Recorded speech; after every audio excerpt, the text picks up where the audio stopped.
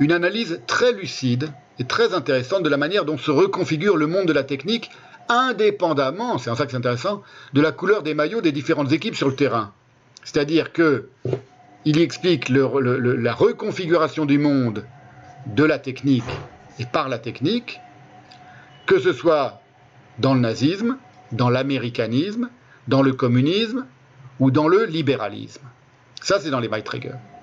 Et va apparaître alors dans les Beiträge, donc entre 36 et 38, un concept crucial qui est précurseur à l'évidence du biopouvoir de Foucault. Je ne sais pas si quelqu'un l'a déjà vu et si quelqu'un l'a jamais noté, mais c'est évident. On sait que Foucault avait beaucoup lu Heidegger, donc c'est évident qu'il est très influencé par Heidegger. Mais je crois même qu'il y a là un concept qui apparaît chez Heidegger dans les Beiträge et qui va permettre, qui est précurseur de ce que Foucault lui appellera le biopouvoir. Voilà ce qu'il écrit, Heidegger, le mode de pensée mécanistique et le mode de pensée biologistique, die mechanistische und die biologistische Denkweise, pas biologique, biologistique, ne sont tous deux que des conséquences de ce qu'abrite en retrait l'interprétation fabricatrice de l'étant. Vous voyez là, c'est très intéressant. C'est qu'il emploie le mot biologistique, pas biologique seulement, biologistique.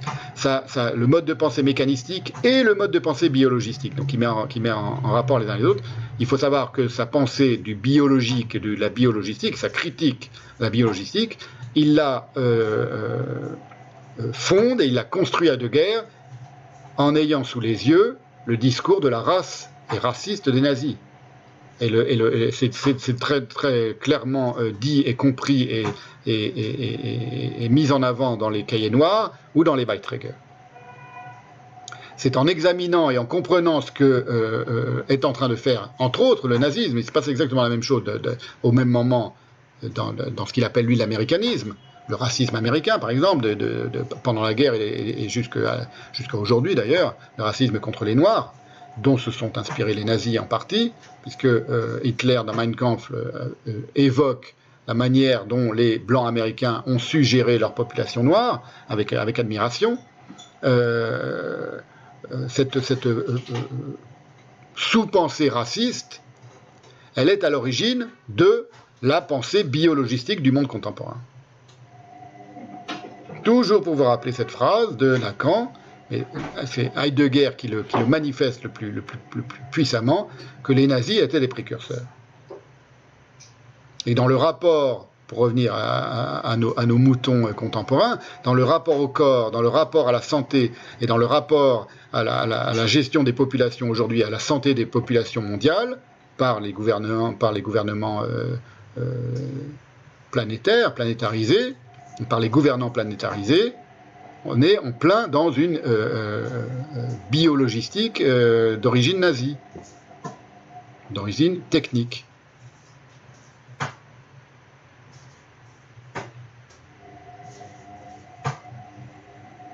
Puisque le nazisme lui-même n'est qu'une sous-pensée issue d'une certaine manière de la technique et infusée par la conception technique, comme l'américanisme, comme le communisme et comme le libéralisme. Voilà, bon, tout ça est dit, hein. J'aime bien le dire de différentes manières parce qu'il faut que ce soit clair quand même.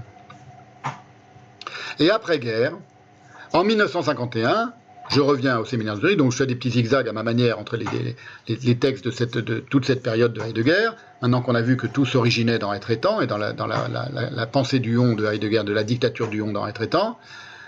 1951, c'est lors du séminaire de Zurich, à nouveau, la logistique est décrite comme ayant mathématiquement pris possession du monde. Vous voyez, la logistique, c'est vraiment le concept, la notion principale de ces années-là, chez Heidegger.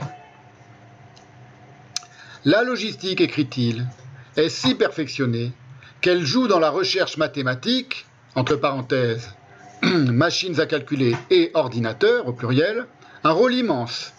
C'est-à-dire qu'ici, continue Heidegger, ce qui a commencé avec Descartes se déploie sans plus aucune mesure. Aujourd'hui, même la Chine, vraisemblablement dans les prochaines décennies, peut-être dans les prochains siècles, existera sur le mode européen. On y est, hein ? Exactement comme le Japon. Voilà l'européanisation, c'est-à-dire que l'essence de la pensée des temps modernes, pas seulement par les machines, mais plus profondément par le genre de la technique que ce rapport fondamental à l'être en général détermine l'humanité.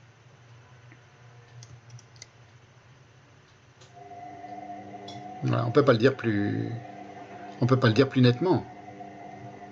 On ne peut pas dire plus nettement en 1951 ce qu'est le monde d'aujourd'hui. Et à nouveau, ce n'est pas de la prophétie, c'est de la pensée pure. Et la pensée pure, elle voit d'avance. Elle a les yeux dans sa tête, comme dit le roi Salomon dans les proverbes du roi Salomon. Le sage a les yeux dans sa tête. C'est aussi ça que ça veut dire. Il n'a pas besoin de porter son regard